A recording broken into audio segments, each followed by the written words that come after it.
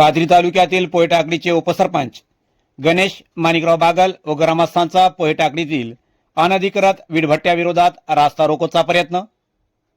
प्रशासनाच्या आश्वासनानंतर आंदोलन मागे। 15 दिवसात कारवाईचे तहसीलदारांचे तोंडी आश्वासन। पाथरी पोलीस स्टेशनचे पोलीस निरीक्षक लक्ष्मणजी केंद्रे यांची तहसीलदार SN हंदेश्वर यांच्यासोबत आंदोलकाशी चर्चा घडून आणल्यानंतर गणेश बागल व ग्रामस्थांचा रास्ता रोको आंदोलन मागे घेण्यात आला।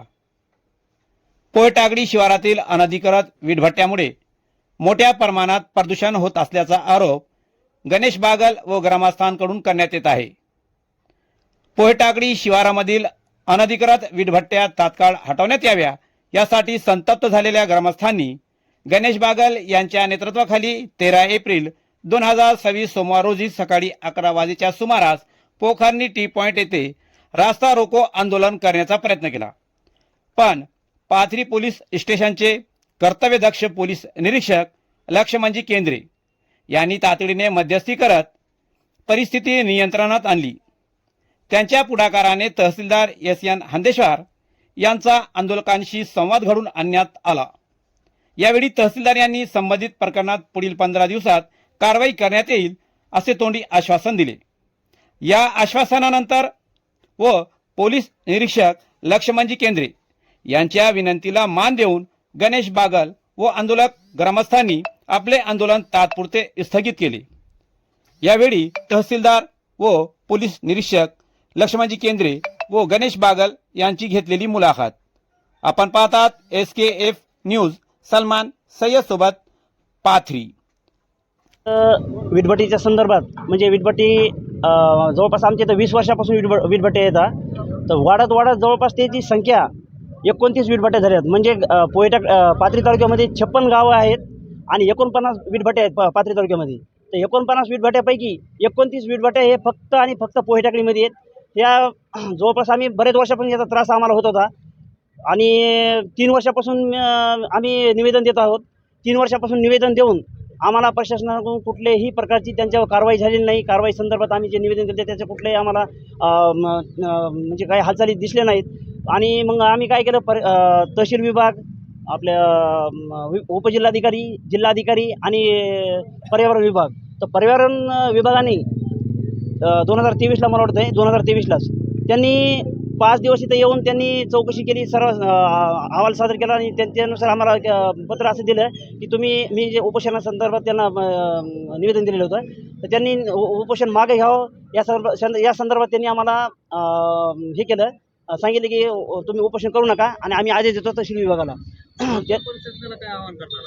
हां सांगतो। तर त्यानंतर काय झालं, 3 वर्षाच्या नंतर आदेश देऊनही कुठल्याही प्रकारची काही कारवाई झालेली नाही, कुठल्याही प्रकारचं काही झालेलं नाही। त्याच्यामुळे आम्ही यावर्षी काय केलं, आत्मदानाचं दिलं। आत्मदानाचं दिल्यानंतर तुम्हाला एक म्हणजे प्रशासन विभागाकडून आम्हाला एक थट्टा केल्यासारखी झाली। तुम्हाला एक सांगायचं म्हणजे कशी, ज्या दिवशी आत्मदान होतं आमचं, आत्मदानाच्या दिवशी 12 वाजता आत्मदान आणि 11 वाजून 38 मिनिटाला आम्हाला पत्र दिलं की तुमचं पत्र घेऊन जा म्हणून।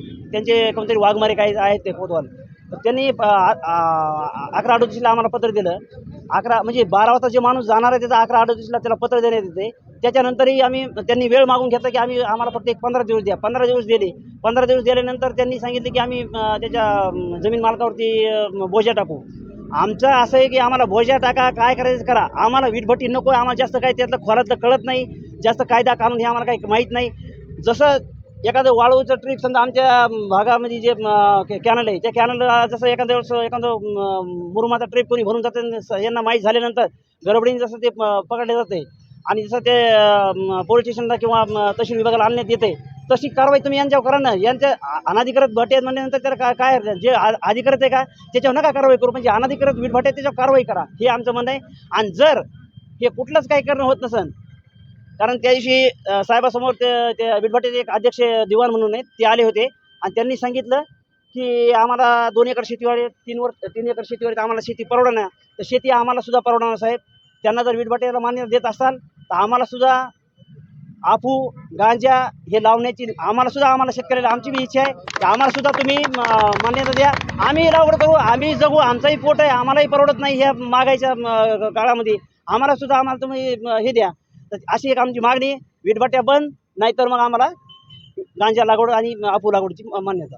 सरपंच गणेश बागल साहेब आज अनधिकृत वीटभट्टी संबंधाने रास्ता रोको करणार होते, पण त्यांनी रास्ता रोको करायला आल्याच्या नंतर आम्ही त्यांना विनंती केली की आम्ही तहसीलदार साहेबांना बोलून घेऊ, तुम्हाला ते आश्वासन देतील.